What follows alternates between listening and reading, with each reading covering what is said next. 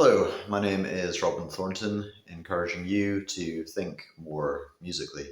And in today's video, what we're going to have a look at is just a couple of different things. It's going to be centering around Stand By Me, how to interpret what it is that you hear on the record when you are a solo instrumentalist, and a couple of different options around there. So,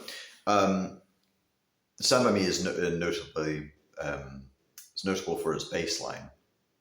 This bass line that runs the whole way through it. Now, if you're playing a guitar and you want to play the chords and the bass line at the same time, obviously you're not going to be playing the same notes as the bass line because the bass is a bass guitar and this is not a bass guitar. So what you could do, I'm going to give you two options for this. Probably the first one to start off with is starting with the G on the open string.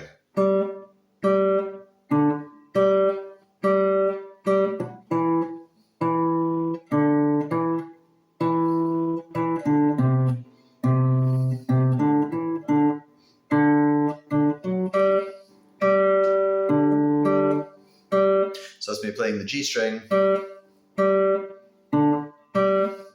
coming down to the E note, down to the C, D, back to the G. Just had a really lovely lesson where a student was practicing the chords for this, and they themselves had the idea of incorporating the bass line with the chords. Really fun when students start to take their own initiative with things. So that might sound a little bit like this.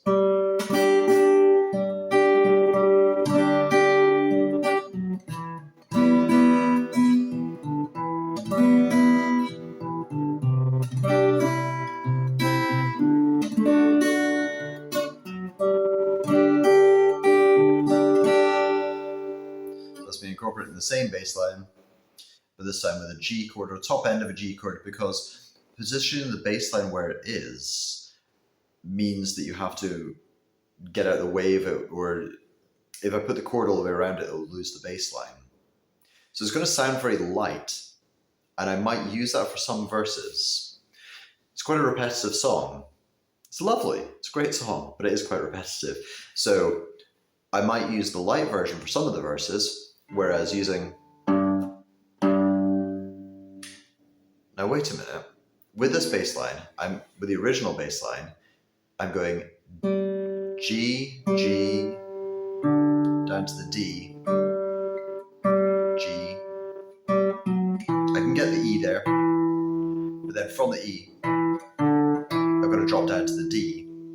And if E is the lowest note on the guitar, we're going to have to do some adapting, and it's totally fine to do adapting.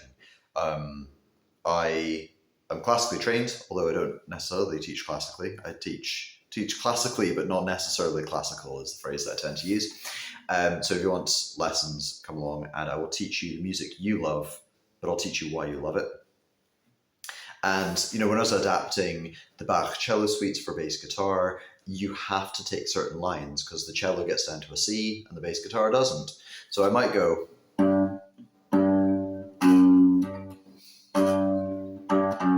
get down to the E. I might go up to the F sharp instead of down to the D.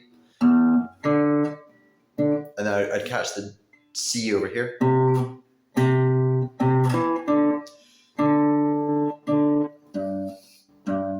So I'm playing the same notes, but I'm bouncing between the octaves. And that's going to sound like this.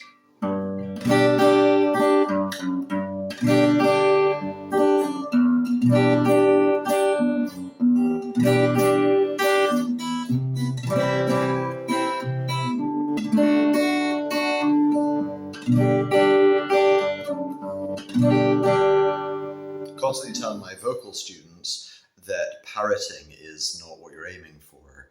Benny King sings it the way he sings it, but you need to know your own vocal range and what comes out best in your voice. So I won't sing it the same way as Benny King sings it because I'm not Benny King and he's not me. When the night has come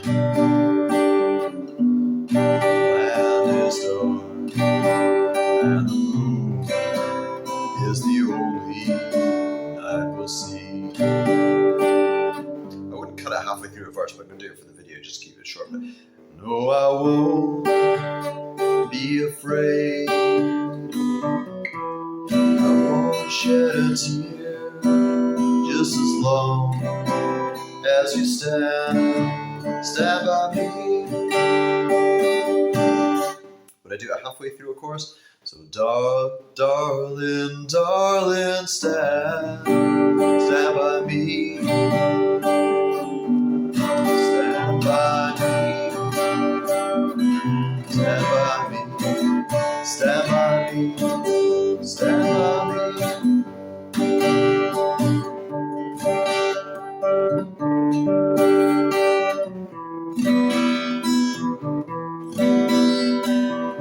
That's the original line.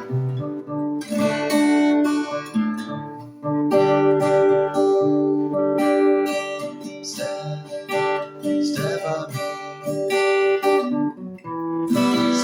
by me. Stand by me. Stand by me.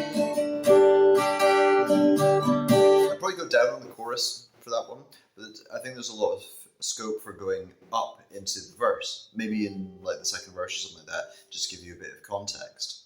So just to recap what I was doing there, you've got the chords of G, E minor, C, D.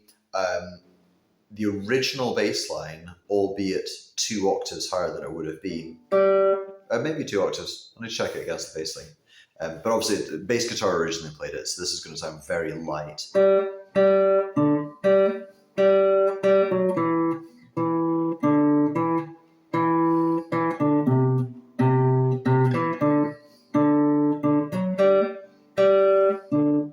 So while that is the original line, I'd be selective about where I put that.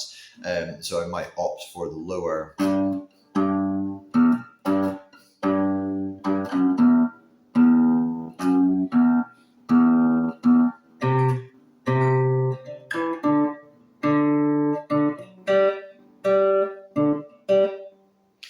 And when it comes to rock and pop music, it's understandably acceptable that you move and adapt and arrange. Actually, when it comes to classical music as well, it's the same thing.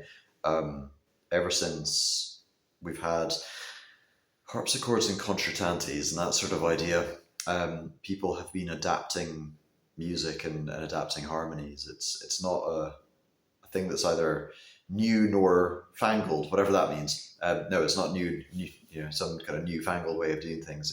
It's just a part of music. So understanding how to adapt is a good idea.